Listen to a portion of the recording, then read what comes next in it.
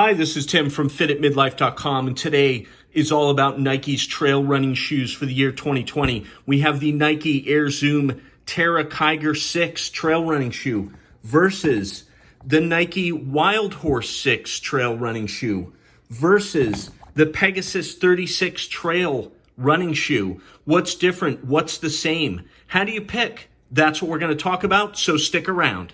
All right, before we begin, a quick caveat. I am not a trail running shoe expert or a running shoe expert, but what I do with this series of videos is I buy the shoes, I try them, I compare them side by side. I give you a very detailed, up-close look at all the different features and differences between the shoes. This helps to decipher Nike's marketing buzzwords and lingo so that you can make the best decision around which shoe is best for you. So with that out of the way, let's dive right in and take a look at these trail running shoes. All right, let's start by looking at the Nike Air Zoom Terra Kiger 6. This is the sixth version of the Kiger running shoe. And so, as a trail shoe, it's got that super aggressive outsole that you would expect.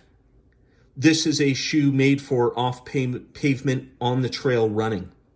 So a few key features here. You've got different rubber compounds. This is labeled RS003 up front. That, in Nike terminology, that is a stickier, less durable rubber for traction. In the back, you have something that is different but not labeled. Usually that means this is firmer and more durable. In the center, you've got an RS004 sticky, what they call a wet traction pod. So you can see this interrupts that deep boot-like tread, and it actually gives you something that would probably give you better grip if you were running on like large boulders, large rocks, things like that. This would give you much better grip. You know, think wet, slippery objects as compared to this area where you have the deep lugs, which gives you a lot less contact area if you're on any sort of firm, hard surface.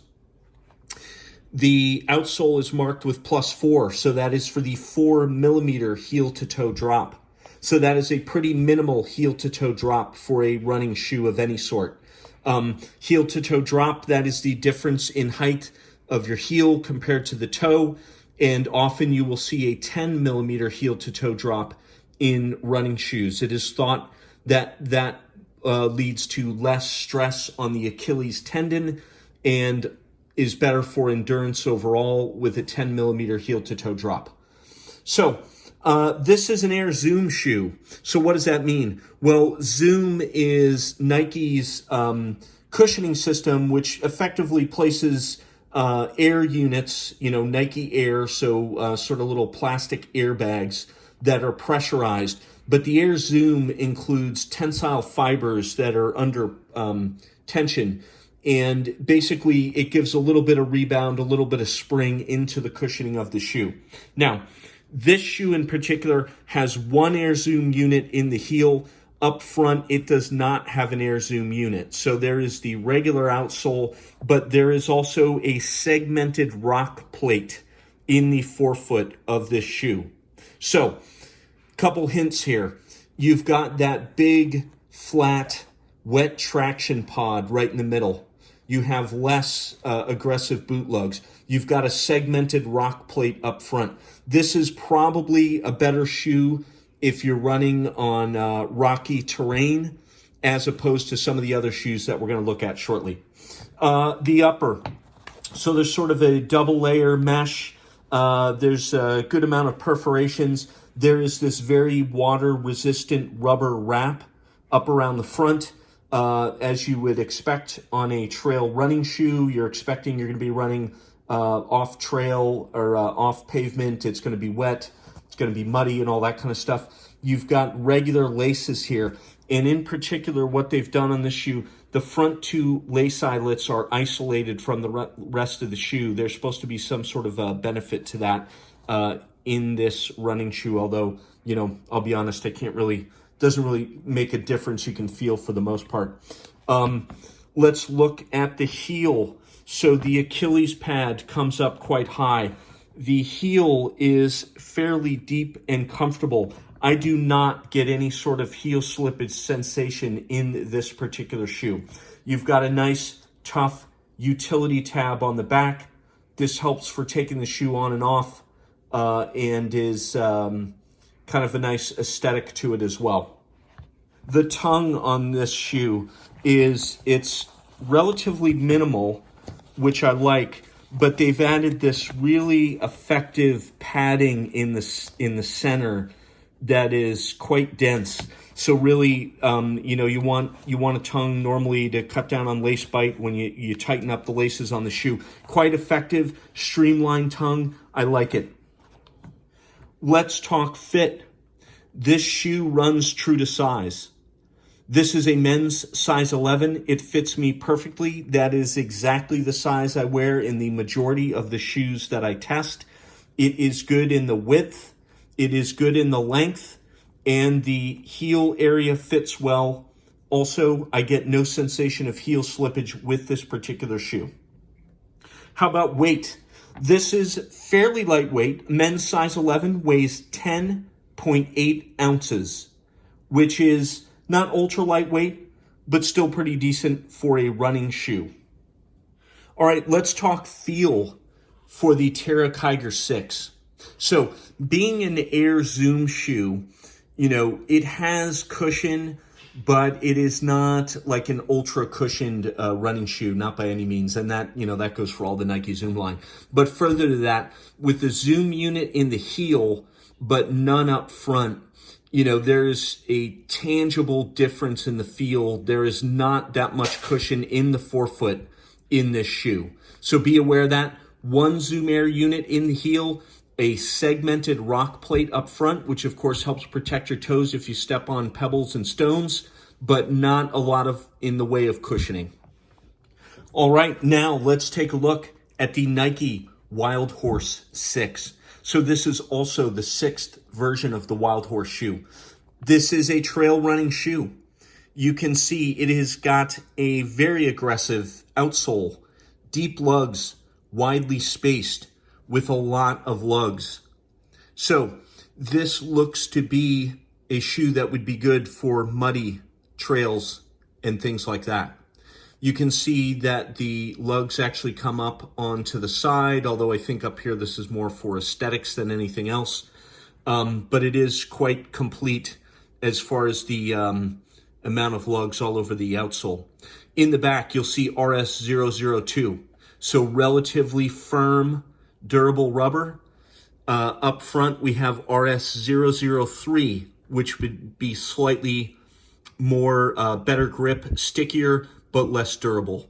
And this is quite normal in running shoes. In the center section, you've got, it's colored red, it's not labeled. I'm not really sure what sort of rubber is in use there, but it's probably either a 02 or a 03. +8, that is the heel to toe drop. So again, the difference in height between your heel and your toes is 8 millimeters in this shoe. So that is closer to that which you would expect in a normal running shoe, which are usually about 10 millimeters. Let's look at the upper.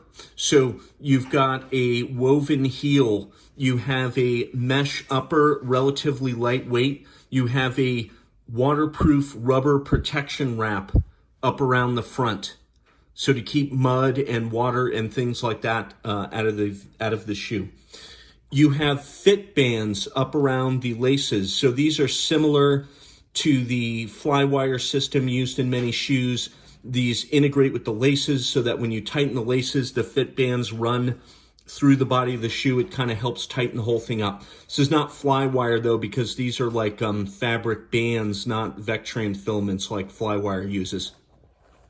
On the tongue, you've got the longitude and latitude of the Wildhorse Lake Trail, for which the shoe is named after. So that is a famous place to run in Oregon. And you've got the padded tongue. So much like the other shoe we looked at, it's relatively thin, but it's got this robust, very well cushioned center pad, and it works quite well. regular laces, of course. You'll notice there's an elasticized gaiter around the collar area though. So this helps keep sticks, mud, debris out of the shoe. That combined with this more aggressive deep lugs all over the outsole leads me to believe that this would be a decent option for running in mud. The other big difference with the shoe is cushioning wise, this is a React foam shoe. So React foam is Nike's foam that gives a lot of bounce, a lot of energy return, really does give a very nice, pleasant sensation when you're running if you want a lot of cushion. To be honest, I prefer a React running shoe over most other types of cushioning. I'm just south of 200 pounds, running on just about any surface. The more cushion, the better for me. You've got a nice utility tab on the heel. It is labeled Nike Trail. Let's talk sizing. The Wildhorse 6, this is a men's size 11, fits me perfect. It's good in the width in the toe box. It's good in the length. It's comfortable. I don't get any heel slip. It fits me quite well. So runs true to size in my opinion. Let's talk weight. A men's size 11 weighs 11.9 ounces. So there's a little bit more material to the shoe as compared to some of the others. React foam, there's quite a bit of it. So that certainly adds a little bit of heft to this shoe. So let's talk feel. This is a React running shoe and it delivers nicely on the React experience. There is enough React foam in the outsole and the midsole such that you definitely get that energetic rebound, that springy feel. I like running in these forefoot striking, heel striking, very comfortable, and it's a good implementation of the React foam experience in my book.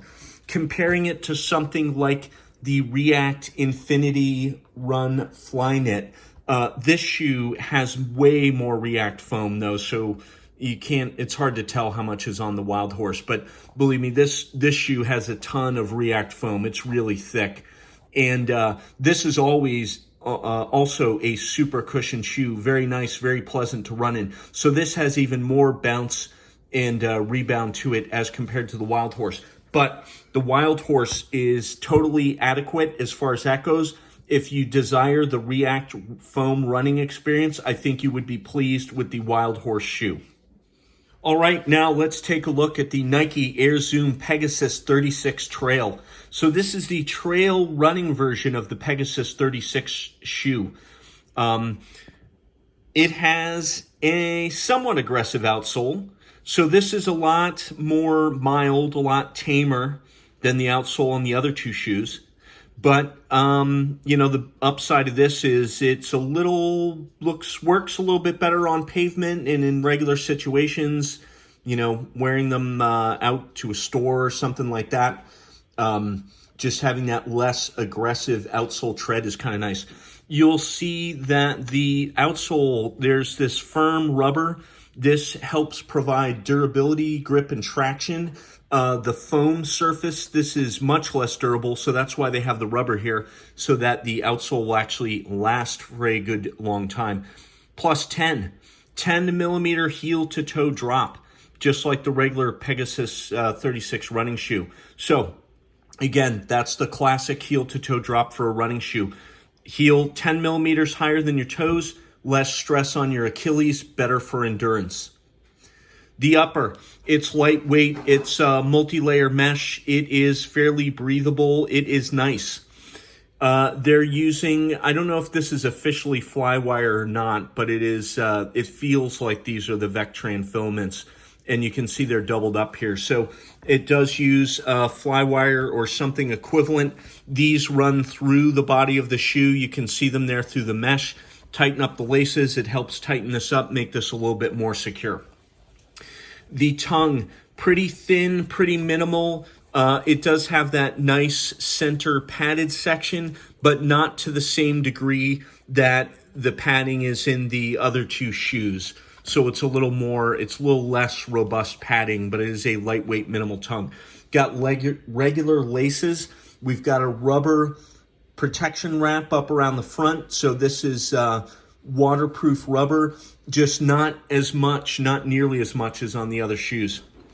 On the back, you've got the Achilles pad comes up in this point. I get heel slippage in these shoes, and I do on the regular Pegasus 36 as well. Don't really know why that is, because this comes up high, but there's something to the shape of the heel cup that, for me in particular, it causes heel slippage.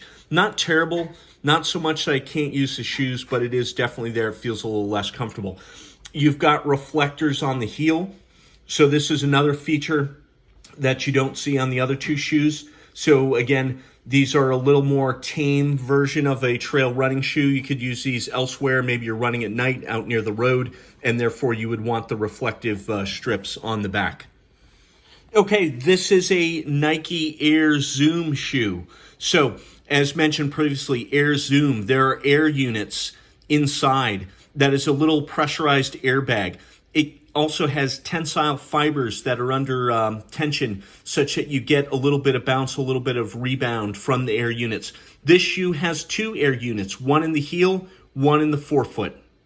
Let's talk weight. So these are 10.5 ounces. So that's for a men's size 11. So fairly lightweight shoe, very comfortable as well.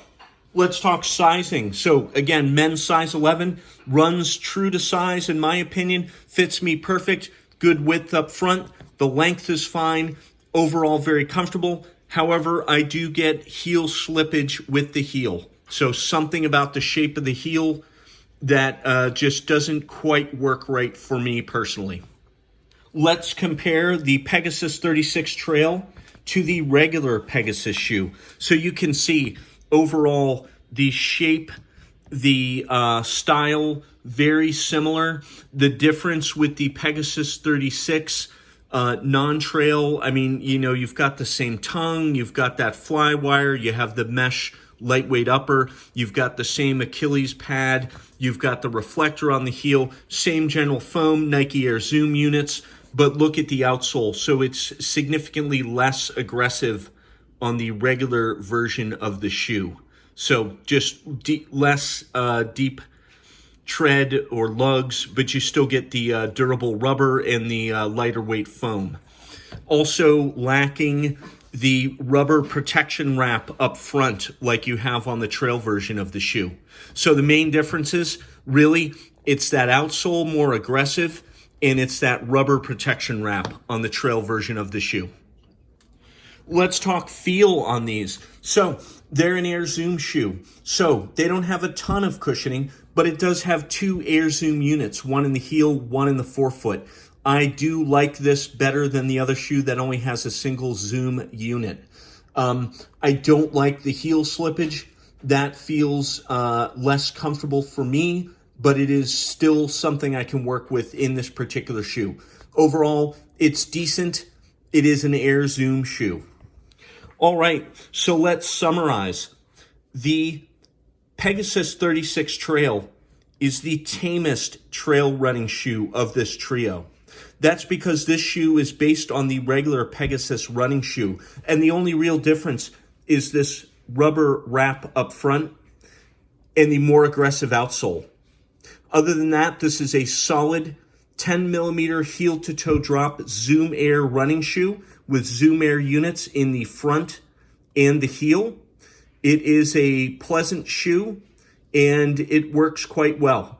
It is probably your best choice if you're going to do a little bit of trail running, but you want a shoe that doesn't look and feel out of place in other situations, like in the store, at work, or anywhere you're not trail running.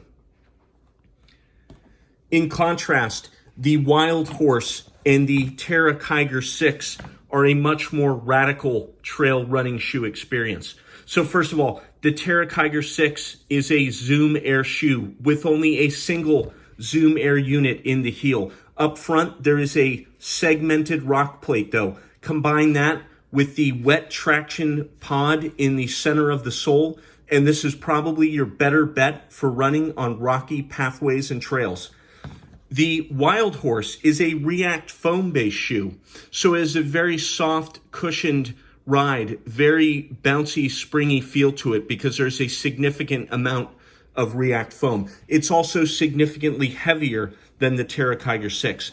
But further to that, the outsole all over deep lugs gives you probably better traction with these widely spaced lugs in mud, sand, and other situations like that. Combine that with the elasticized gaiter around the collar and the rubber protection wrap up front. This is probably a better shoe for mud and water type usage. But it's going to boil down to, do you want the React foam? Or do you want the more minimalistic foam in the Terra Kiger 6? That is also a factor. So I hope this has been helpful. If you like this sort of review, please subscribe. We post these regularly. Thank you. Have a good day.